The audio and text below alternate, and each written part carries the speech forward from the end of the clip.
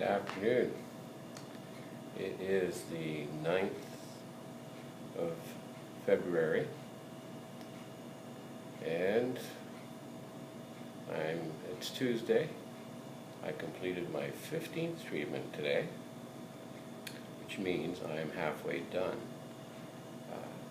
To date, they have not discussed any further about chemotherapy other than last week they had mentioned if there was going to be chemotherapy, it would take place after the radiation was complete. And they did say that they were going to try to do the 30 treatments, but that would depend on how the first 25 go. So they were anticipating more side effects to my skin, which heals, of course, but it's the pain of it drying, cracking, peeling, and blistering. So they have ointments for anything that gets pretty serious. Today, when I went in, the therapist, the radiation therapist, said to me that there is the beginning of a small blister, and that I need to mention it to the doctor when I see the doctor on Thursday, which is in 2 days' time. So I may have to add an additional ointment.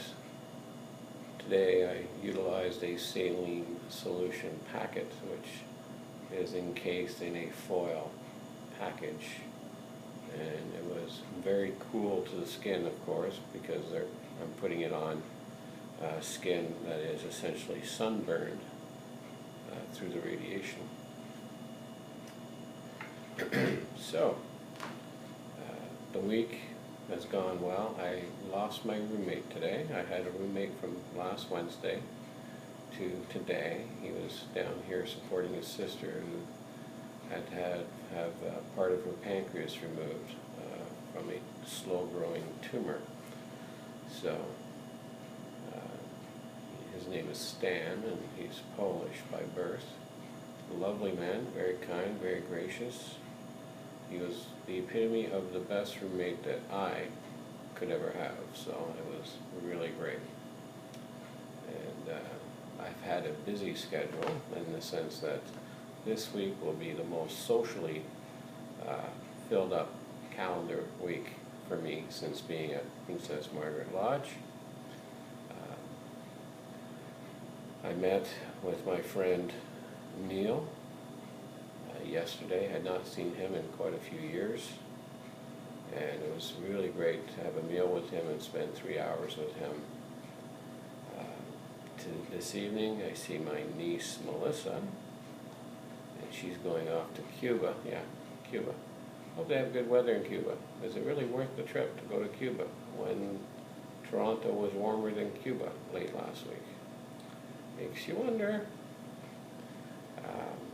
So I'm seeing her. I always love our one-on-ones, and we usually go for a slice of pizza and hang out and do a lot of talking. And she's a great sounding board. She's a young woman, first-year student here in the city, from a little country town coming into the big city for 4 years of school. So I'm very happy that I could connect with her while being here in Toronto. So I'm looking forward to seeing a living relative right here in Toronto, living and breathing relative. It's nice to see family and familiar faces when you're dealing with this kind of stuff.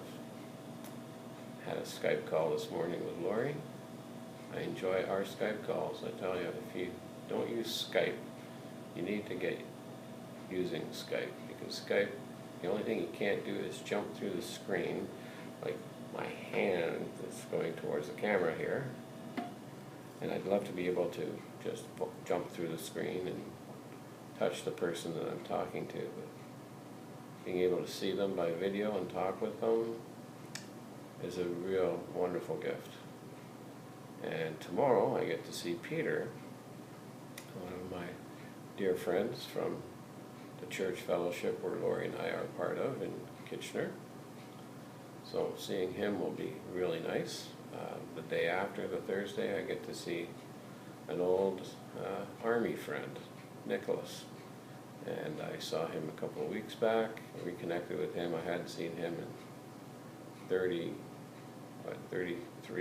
no, I think it's 36 years I hadn't seen him. So making all these reconnections with people has been really significant in my own life. The cancer driver I had yesterday, turns out, was in the military, and he knew people that I knew, and I found out he currently still lives, in the town where I got married, in Palmerston, Ontario. Attends the same church where the marriage was officiated for my wife and I, and knows a whole bunch of other people that I know. And it is a small world, but I am thanking God for the blessings of key connections and relationships with people when I especially need them. And God is very good. So medically, I have to wait now, take it a day at a time. Treatment 15, halfway done of the targeted regimen, and possibly the addition of chemotherapy. And then we'll tackle that bridge when we come to it. But I really encourage you on your healing journey and your journey. Embrace it. Don't put yourself over the limit, in the sense that I was trying to journal every day. Some days you have no energy to do it. Some days you do.